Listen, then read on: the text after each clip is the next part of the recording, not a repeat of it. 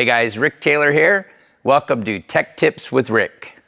Okay, so a question we get asked a lot is, how do I tune my gravel fork? And so today we're going to talk about how to tune your GTC gravel fork.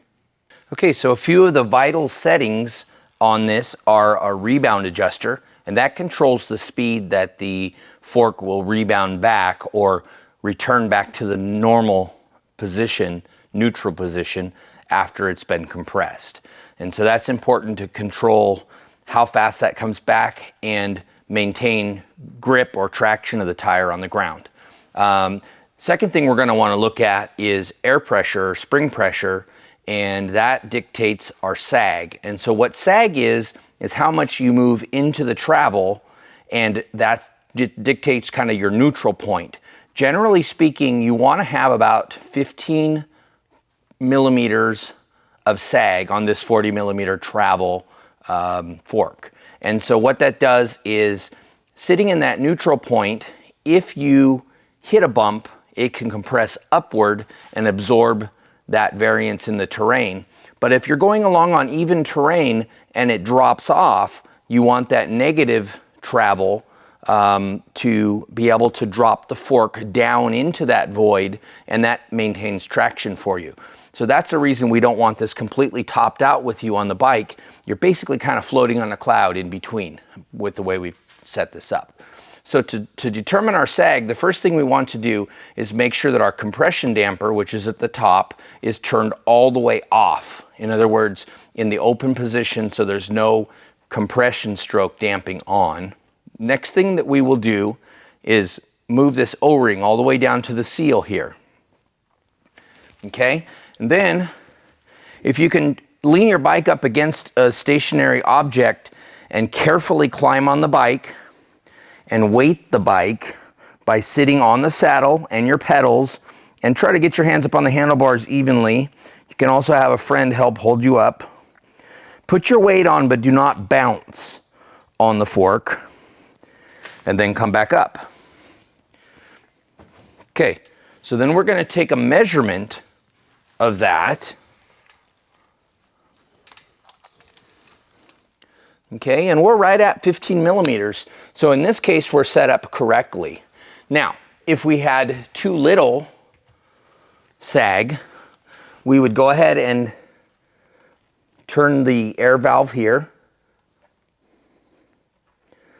And this is just a cap that covers a Schrader valve.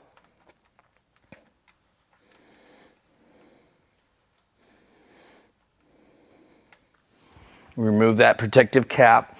Before you put your pump on, it's a good idea to make sure you've wiped off any debris that could possibly be around that air valve, because we don't want to pump debris down into the air spring. And then taking your shock pump, you thread that on. And then we recommend a two-stage air chuck. And what that does is it gets this on and sealed to the valve first. Then when you turn this, it actually opens the valve core and allows the air to flow through. That prevents you from accidentally releasing air into the atmosphere and losing pressure there.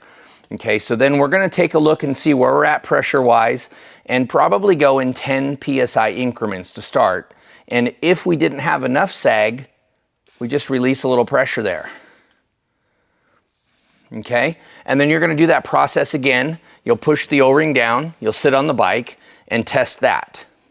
Once you get to your ideal roughly 15 millimeter sag, you can go ahead and take your air pump off.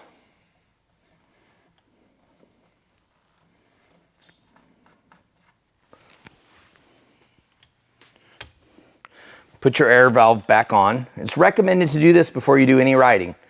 The reason being, if you're out riding anywhere where maybe you've got some dirt on your tire, that dirt can flick up and get into that valve, and the next time you add air, you're going to push that debris into your air spring. So always put the valve on before you go out and test the fork.